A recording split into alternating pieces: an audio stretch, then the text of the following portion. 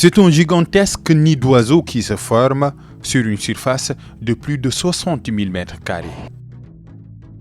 Un trésor calme qui parle par sa beauté. Le bijou est très jaloux de son esthétique, son cisaillement et alors sans relâche. Pour bâtir ce joyau qui honore le ballon rond, les magiciens de la main ont effectué un travail de fourmilière en un temps record. 2000 personnes investies sur le chantier, les 2/3 viennent du Sénégal. Presque 2000 micropieux de profondeur de 12 mètres pour dompter le sol en argile gonflante. Ce sont 10 000 mètres cubes de béton, 3500 tonnes d'acier pour mettre sur pied la charpente métallique. C'est la moitié de la tour Eiffel en France. Cette plaque dialogue avec l'écologie. Ces perforages permettent une bonne aération dans le stade.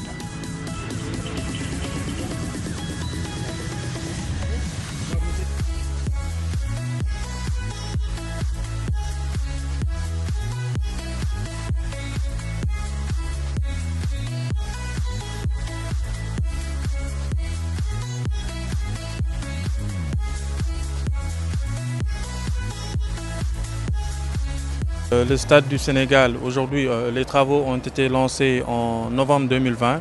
Donc les travaux ont duré 15 mois. 15 mois de dur labeur, 15 mois vraiment de travail très intense, ce qui nous a valu aujourd'hui avoir ce bijou dans un délai très rapide et vraiment avec une beauté extraordinaire.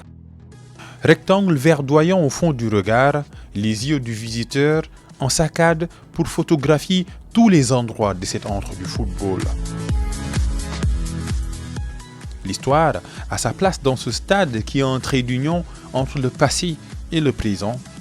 Dans le musée qui porte le nom de l'ancien international sénégalais Feu Pa Bouba Diop, espace d'exposition, cabine de trophée, 6 écrans LED interactifs pour illuminer les endroits,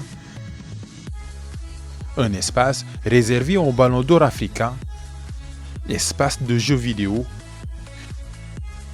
une salle de ciné insonorisée également qui peut accueillir 40 personnes.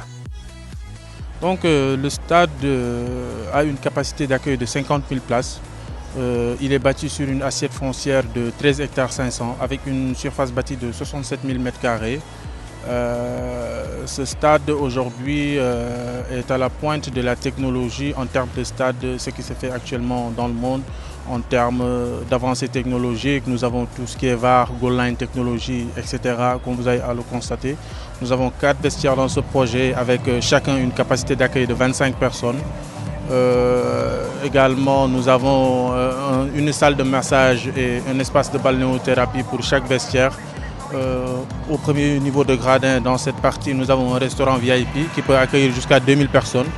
Également, au deuxième niveau, nous avons la loge présidentielle, une loge VVIP et 40 loges VIP. Et également la partie spectateurs et la partie presse également qui ont été bien servis sur ce projet.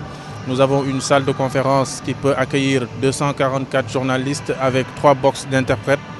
Également, nous avons un espace de travail presse qu'on appelle communément Media Working Area et une tribune presse qui peut accueillir jusqu'à 800 journalistes. On sait que dans la construction, rien n'est facile.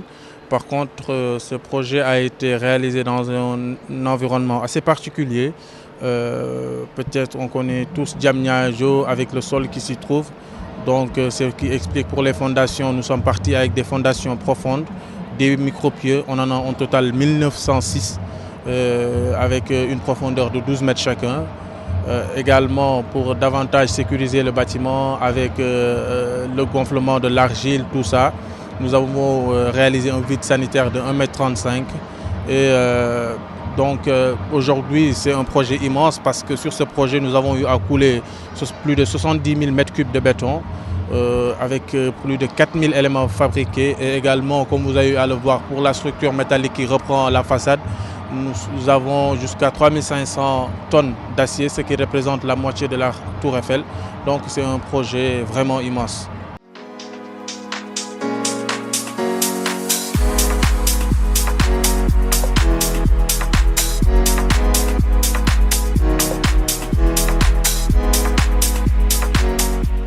À l'entrée des vestiaires, un mur où sont gravées les légendes.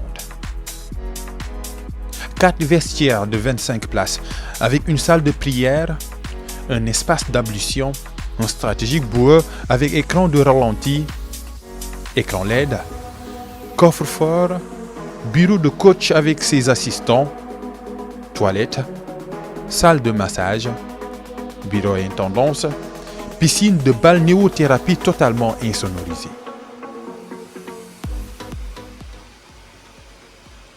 Sur ce projet, nous avons 5 entrées séparées au niveau de la clôture.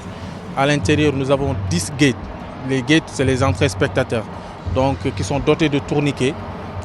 Au total, on a 106 tourniquets qui peuvent, peut-être à partir du billet acheté, conduire directement le spectateur à son siège. Parce que nous avons tenu compte également de l'aspect digitalisation, qu'on peut prendre le ticket par internet, tout ça, et qu'on peut venir badger avec son QR code. Et en achetant le billet, on achète le secteur qu'on va s'asseoir et également le numéro de la place. Comme vous avez à le voir, toutes les places ont été numérotées.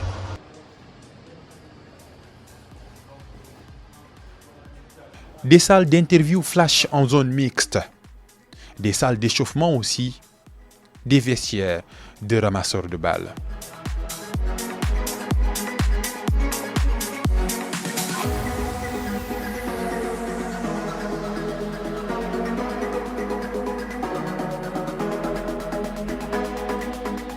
La presse a également sa place dans ce stade, une salle de conférence insonorisée de 240 places avec 3 boxes d'interprètes et 4 studios TV.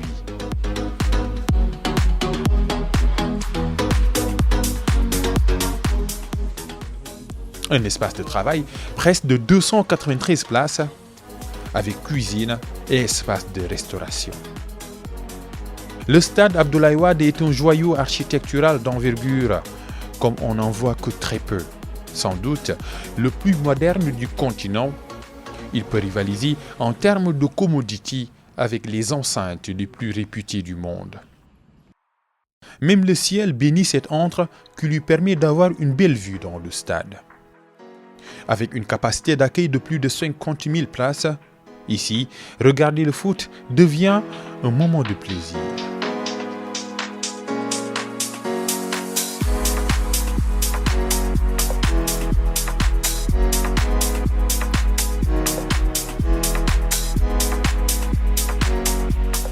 Nous avons une pelouse hybride, donc beaucoup se questionnent c'est quoi une pelouse hybride et pourquoi on n'est pas parti sur du naturel ou bien pourquoi on n'est pas parti sur du synthétique. Par rapport à la pelouse naturelle, la FIFA vous dit que vous avez 350 heures de match possible dans l'année sur une pelouse naturelle.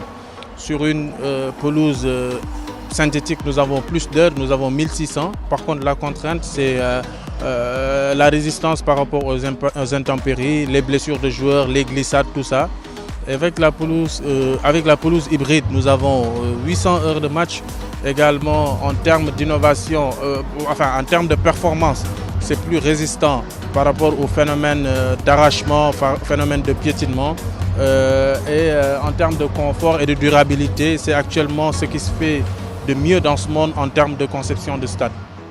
Moins de 20 jours après avoir décroché le bijou le plus convoité du continent, le Sénégal dévoile enfin son écran. Le joyau est poli et affiche ses plus belles couleurs pour accueillir le grand public. L'ouverture officielle est prévue ce 22 février. Le stade Abdoulaye Wade va accueillir le premier match des Lions le 29 mars 2022. Un match décisif pour clore le dernier acte entre l'Égypte et le Sénégal, entre Sadio Mané et Mohamed Salah.